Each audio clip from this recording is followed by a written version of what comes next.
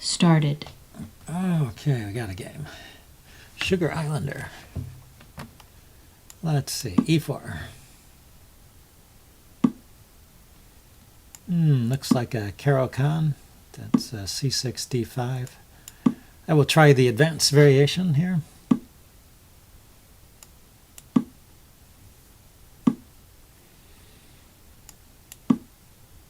And this is a simple line, mainly just castle early, develop your pieces. Probably the knight will go to d2 and then maybe to b3, because you want to avoid blocking the c pawn. You need the c sometimes. The c pawn to support the center there. It seems funny that black takes 2 moves to play c5, but this is good. I mean, this has been played many times, and it's a known good line. Castle. Have to. Yes, here. Yeah, maybe I should have defended a move before. So this queen move is a double attack. It's attacking the pawn on d4 and also the pawn on b2. And if I move my queen to d2 to defend both of them, it blocks the bishop. So it's a little bit unfortunate. Now I can move the bishop to defend this pawn and allow the queen to take that pawn. And then, but if the knight moves, that leaves this pawn hanging. So I'm in a bit of a pickle. Let's see. There's some trick.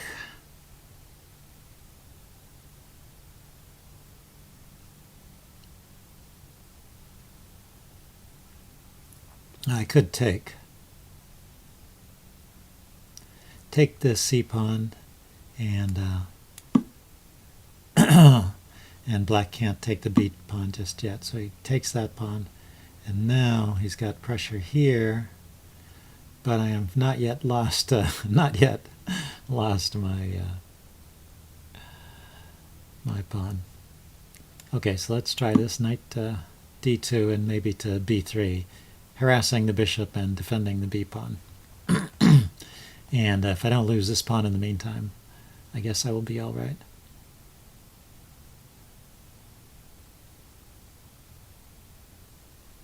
I'll have to look at this later and see if this is a known book line or if the castles was just wrong.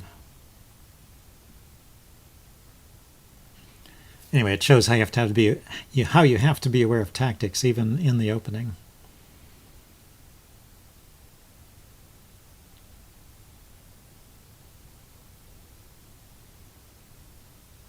So what is black's idea? Black could develop his knight and castle queenside.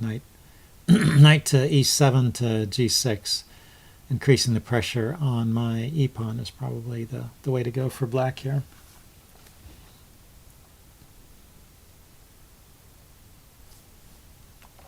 Maybe he's worried about the knight b3 move. I guess knight b3 is a little bit unfortunate. If he plays knight e7 and I play knight to b3, hitting his bishop, the bishop can't retreat because the knight has blocked its retreat square, and it can't go forward either. It has no moves, so I would get to trade the knight. So he retreats the queen and attacks that pawn. So that gives me one tempo move here. I can move the knight and attack the bishop, and that'll be more valuable than taking this pawn. So if he takes with the knight, yeah, he retreated that. I was going to say, if he takes with the knight, it looks like the queen is defending both the knight and the bishop, but it's overworked, and the queen can't actually defend both of them. So I trade one off and take the other. Okay, but now this pawn is really under attack, so let's defend it.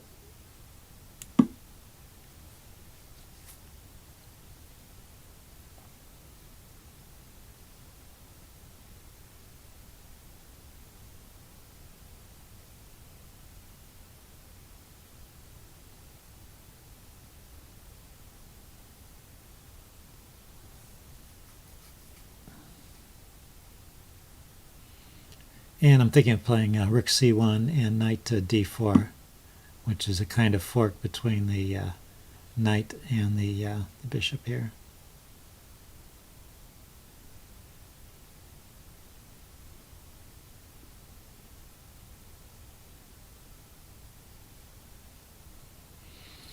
I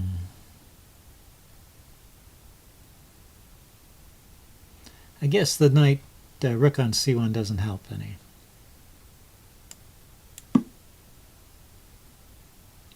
So I'm just going to play that directly. Now the question is, do I want to take with the knight? Looks like a good square for the knight, and he's not immediately attacking this pawn. So I will take with the knight. That attacks this bishop and asks him what he wants to do with it. He may be thinking of retreating it.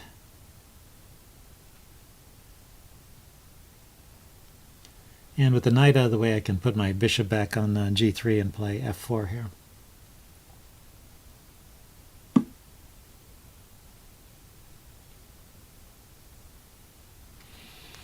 So he's going to let me take his bishop. So the question is that a good thing? It seems like it wins a pawn. Is there a trick here?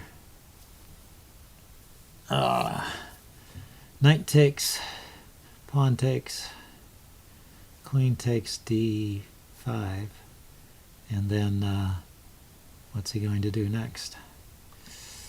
I don't see it. Oh, he can bring the rook out. So make sure there's a retreat square for the queen. So rook there, queen drops back. Pawn is still defended. It seems like it wins a pawn.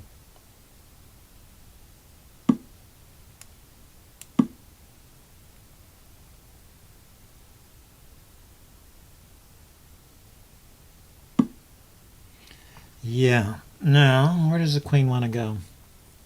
It could go to the square b3 and keep some pressure on the b file, or come over here to the king side. And this seems a more attractive option to me. I'm supporting the bishop so I can push this pawn with tempo maybe.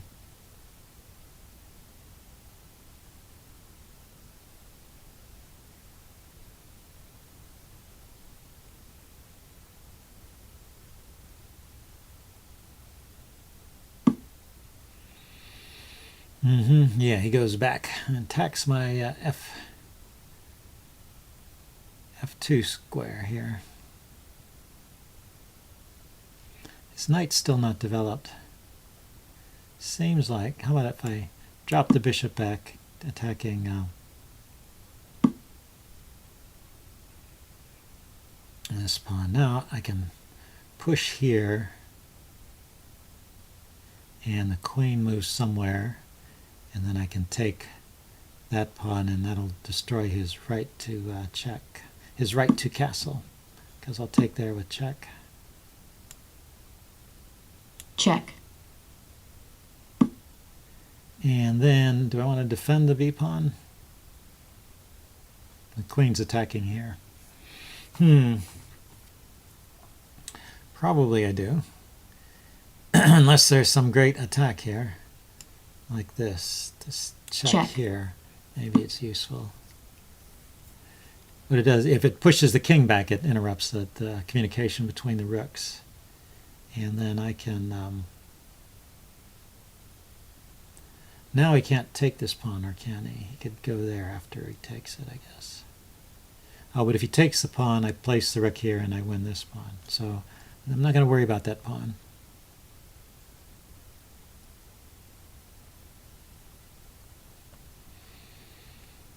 How can I get more pressure on his king side? Maybe I can threaten to take that knight. I was thinking if I took the knight, it would be it would leave that pawn undefended, which is one of the pawns that's shielding his king. But that didn't seem to be the case. Okay, so bishop there to move his rook to a different square, but yeah, I may be helping him. I may not be doing myself any favors here. Well, let's see, what can I do? Okay, b4, kick the bishop, and see where it goes. I don't think it can go here. And I did want to relieve the pressure on my f2 square there. So if it goes here, I'll probably trade. Trades are probably good for me.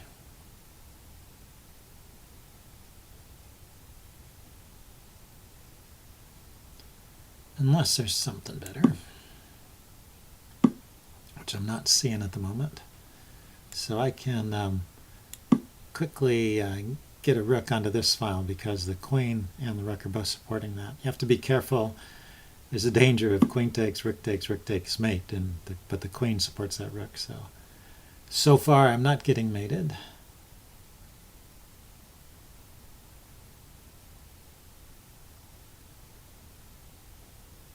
The knight is doing an excellent job of defending, I have to admit. Okay, let's take Check. here and get the rook on this file. Yeah, I'm only a pawn up. You know, it seems like I have a good advantage here just because my pieces are active and everything, but I have not proved anything. And there, I need to defend the bishop. And I'm also thinking of just going down here, check. And if I can drive the king off the back rank, maybe I can get a pin on this knight, maybe win another pawn over here.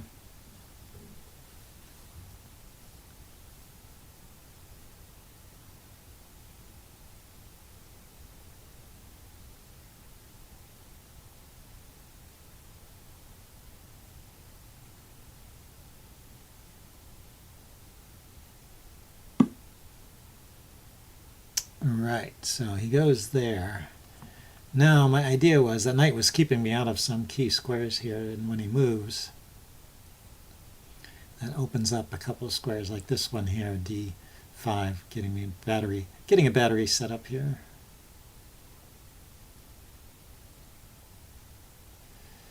Now he can defend against that. But that would force the rook to go back. Oh, the rook goes there. Very logical defense. I guess he saw that one coming. What else can I do here?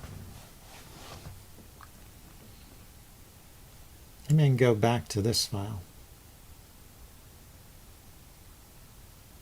I have to be careful. His knight can move here to attack my queen or my bishop.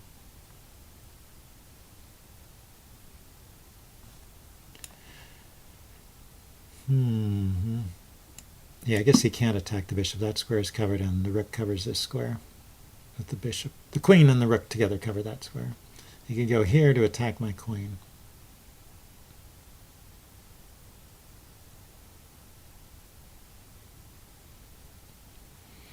Maybe I move my bishop back and just start advancing these pawns.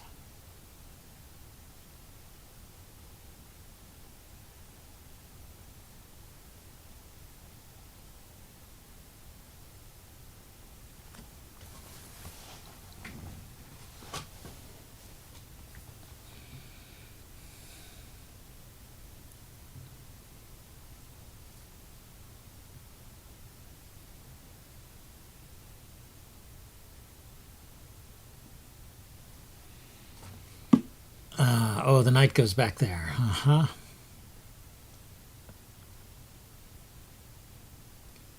Okay, I have to stay in touch with the bishop. So let's put the queen there. Now the rook is adequately defended. I mean the knight. The knight is adequately defended, but it does maybe tie down one or two pieces.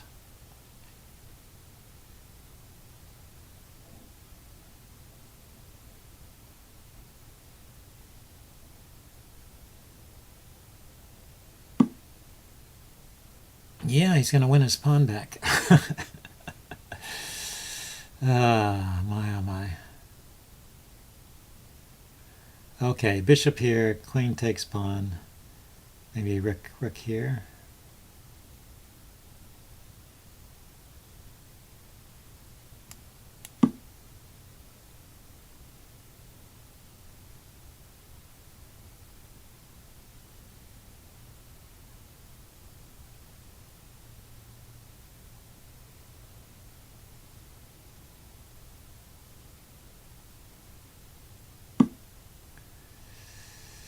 Maybe queen. Yeah, so he's hitting my rook. So I was thinking rook to here.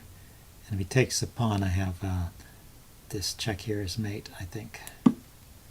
So can't take that pawn right away.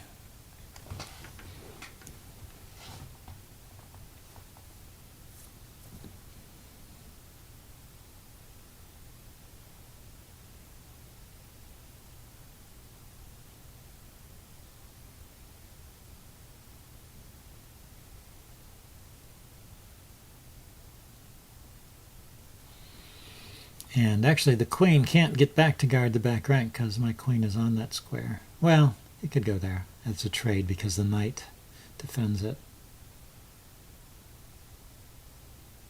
The queen could go to that square. Yeah, queen could go to c7.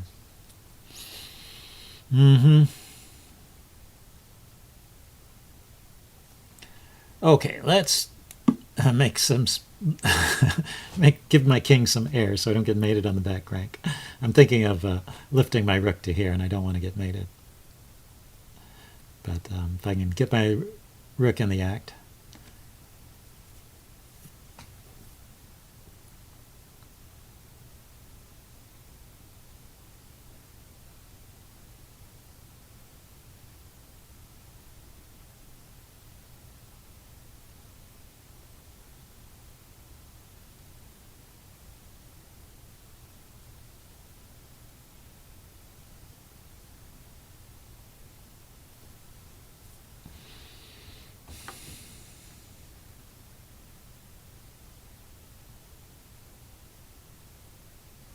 It's funny how all of his pieces have been chased to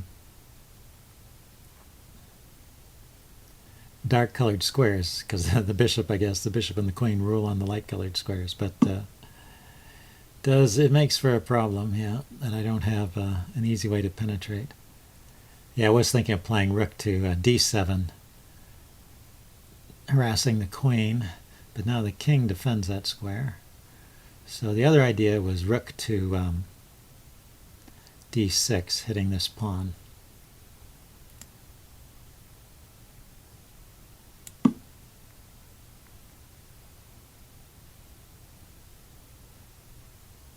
Check.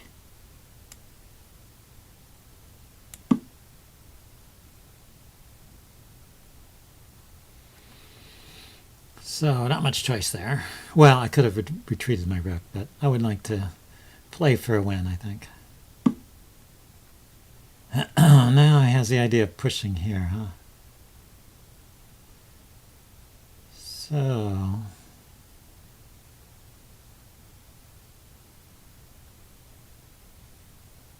if he pushes here and I take, does he have a terrible check? He has a rook check.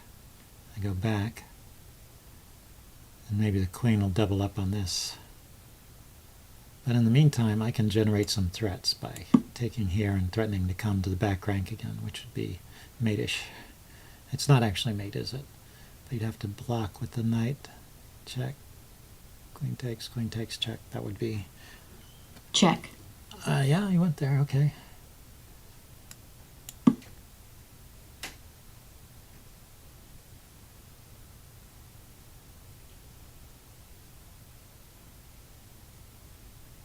So I figured rook to f7 check was his idea. There are queen checks too, but the diagonal, this diagonal, which would be the most critical one, is guarded. Check. That, oh, he can go to there. Ooh. Okay. And that nicely guards the the A8 square, rather.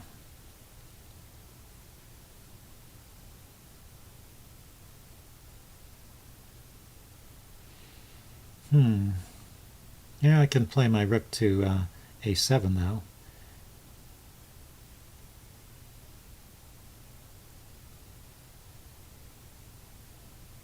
For what it's worth. Or rook to b6, threatening b8.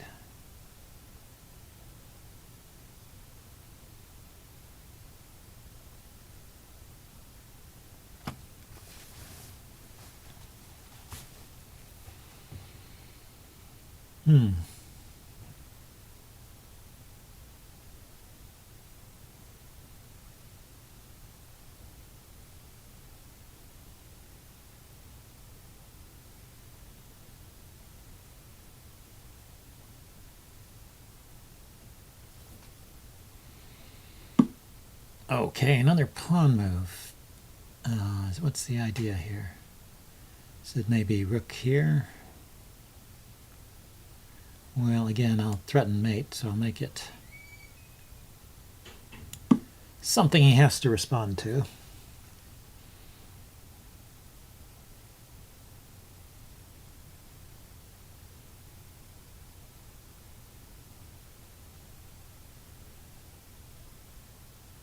And I don't see any checks this time.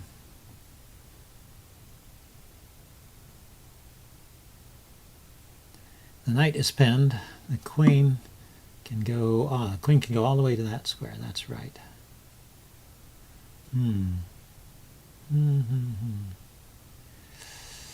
Yeah. What can I do?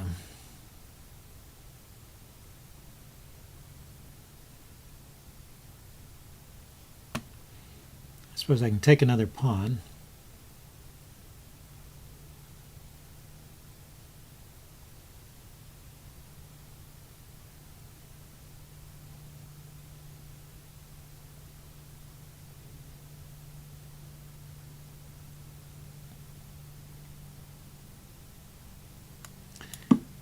This may also open up another diagonal onto his king for the bishop to use, if I should get so lucky.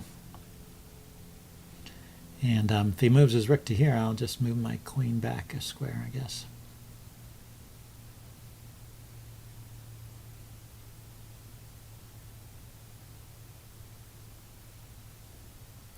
Queen to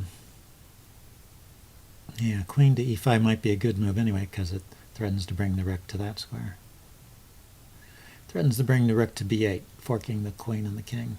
So, yep, queen to... Yeah, it would have been a better move in the other position, I guess. So let's see, I could trade queens here.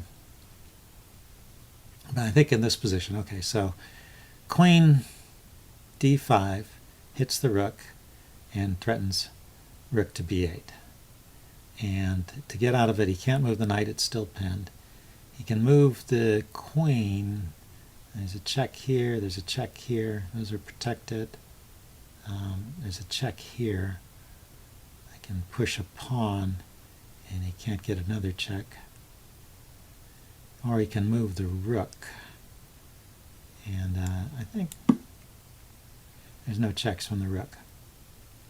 So I think this is pretty solid. So it's a double attack. It's attacking the rook, which is undefended, and it's threatening rook to b8.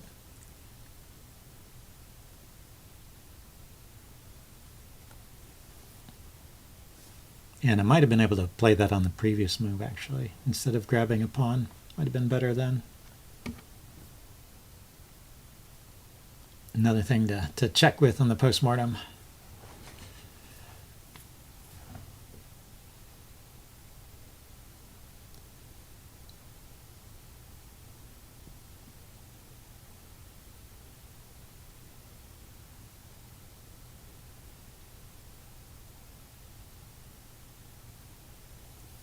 It's funny how hard this has been. I thought I had like just a dominating position here, but he was able to organize his pieces to defend somehow. And I mean, he did sack a pawn here on purpose to get some counterplay, but really I didn't. I lost this pawn, and we were actually materially even after I lost that pawn on c3. But I guess his pieces being tied down allowed me to get my rook in here and gobble up the pawns. And I guess that was my advantage so far. And then now we're getting to a point where I've got actual threats here that are difficult to meet.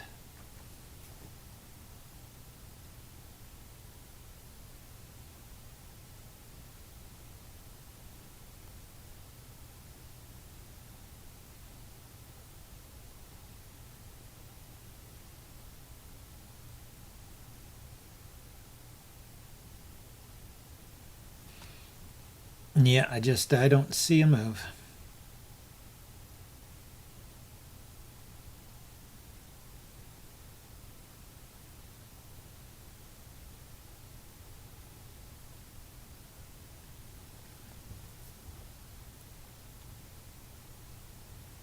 It's funny how these quiet moves are sometimes quite deadly. It was just moving the queen one square. It wasn't check, actually taking anything. Yeah. I didn't see anything other than that check.